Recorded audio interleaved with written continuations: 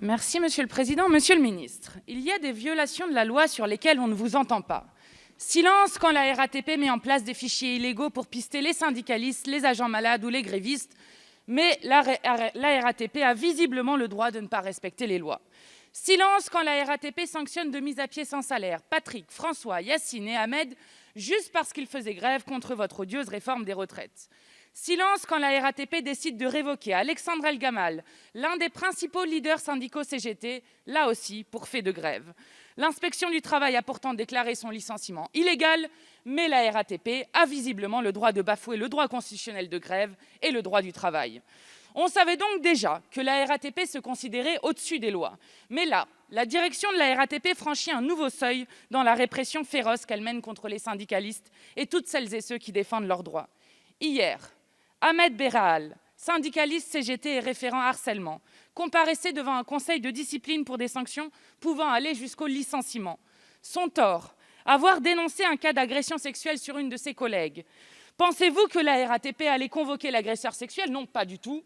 L'entreprise préfère poursuivre Ahmed, le même qui a lancé l'alerte. Mieux, elle dépense 50 000 € en frais d'avocat pour justifier ces accusations bidons. Monsieur le ministre, j'aurais aimé qu'hier, vous entendiez les témoignages de ces femmes courageuses qui ont osé briser le silence pour qu'enfin la honte change de camp. Comme cette femme qu'Ahmed a défendue, à qui on a touché les seins et qui a été embrassée de force. Ou Christelle, qui a été agressée sexuellement à la fin de son service par 2 collègues. Ce jour, il y a 3 ans, où, dit-elle, elle s'est faite voler sa dignité. Est-ce que ces 2 agresseurs ont été sanctionnés? Non, affaire classée. Et en plus, c'est elle qui a dû changer de dépôt. Ou Ndila, qui a annoncé qu'elle était enceinte à son chef. 2 semaines après, elle était licenciée. Le motif, elle aurait écrasé un cycliste avec son bus. Après 5 mois de calvaire à se battre pour la vérité, elle a fait une fausse couche et perdu ses jumeaux. La RATP a ensuite reconnu qu'elle avait menti, qu'elle n'avait écrasé personne et lui a proposé, comme si de rien n'était, de réintégrer la RATP. J'aurais aimé que vous entendiez cette femme hier expliquer comment on l'a détruite en tant que mère, on l'a détruite en tant que femme. Toutes ont été défendues et accompagnées par Ahmed Berraal. Suite à la convocation devant le conseil de discipline d'Ahmed, 31 femmes ont pris la parole pour dénoncer les violences sexistes et sexuelles dans l'entreprise, mais la RATP préfère faire taire celui qui lance l'alerte et défend ses collègues. Et vous, au gouvernement, vous ne dites toujours pas un mot. Ah, elle est belle, la grande cause du quinquennat de l'égalité femmes-hommes. Monsieur le ministre, j'ai un scoop pour vous. Elisabeth Borne est aujourd'hui ministre du Travail, elle n'est plus PDG de la RATP. Et un deuxième, Ahmed, Alex et tous les autres sont des syndicalistes, pas des délinquants.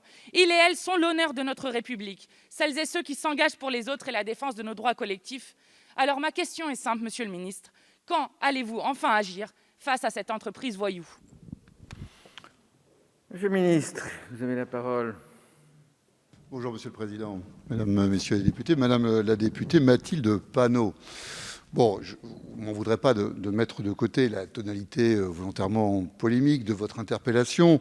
Je vais vous apporter peut-être des éléments de réponse précis au regard des situations que vous avez évoquées, notamment pour 2 personnes de salariés de la RATP. Concernant la situation de M. Alexandre El Gamal, qui est un machiniste receveur salarié depuis 2006 et qui exerce un mandat de membre de la délégation du personnel au CSE. Il est membre aussi du comité de groupe. Il a fait l'objet d'une demande d'autorisation pour motif disciplinaire adressée à l'inspection du travail le 28 septembre 2020. Vous avez évoqué d'ailleurs vous-même que cette demande a fait l'objet d'un refus de l'inspection du travail du Val-de-Marne le 23 novembre 2020. Dans la possibilité qui est donnée à la RATP, elle a formé un recours hiérarchique le 21 janvier 2021. Ce recours hiérarchique a fait l'objet d'une instruction par la Direction générale du travail, donnera lieu à une décision ministérielle dans les jours à venir qui sera notifiée aux parties. Cette instruction qui a porté sur la légalité de la décision de l'inspection du travail, la procédure suivie et les griefs formulés à l'encontre du salarié.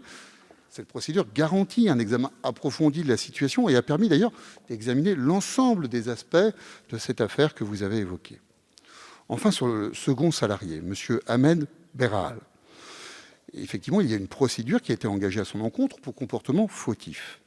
Cette procédure vient de débuter par la tenue de la commission de discipline interne à la RATP ce lundi 10 mai, et il appartiendra aux responsables du centre RATP, responsables localement, de décider la suite qui sera réservée.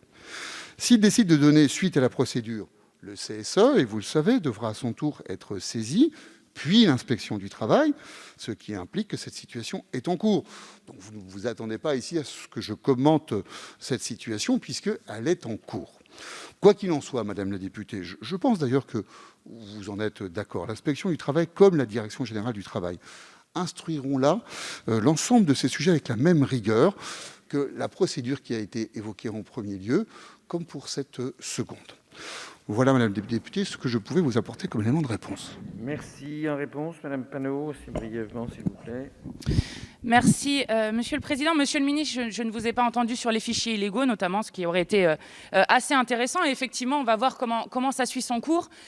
Mais j'ai l'impression qu'effectivement, le gouvernement ne dit rien sur les violations de la loi de la RATP. Et en fait, la réalité, c'est que les syndicalistes de la RATP ont été aux avant-gardes de la lutte contre la réforme des retraites, qu'il y a une grosse échéance avec l'ouverture à la concurrence qui va pénaliser les salariés et les usagers, et que c'est bien pratique de faire peur à toute la contestation et éviter de faire en sorte que les gens puissent se mobiliser pour leurs droits. Donc finalement, c'est ça qu'essaye de faire la RATP avec sa répression féroce. Et moi, je le dis ici, nous ne vous laisserons pas faire.